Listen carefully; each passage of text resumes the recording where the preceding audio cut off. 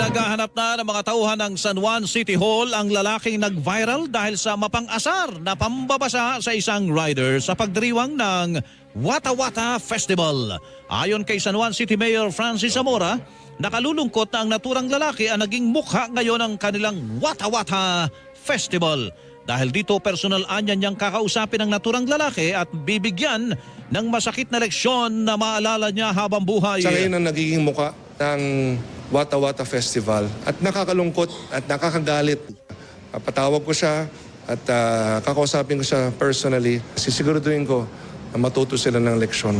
Yung masakit na leksyon, yung masakit na leksyon na maalala niya habang buhay niya para hindi niya na ulitin ulit. Hindi lang si Boy Dila. Si Boy Dila Marami yun, diba? sila marami Kaya lang yan. siya mukha Oo. Yun, no? Siya ang dila. Hindi mukha. Dila. Siya ang dila. Siya ang dila ng Wata Wata.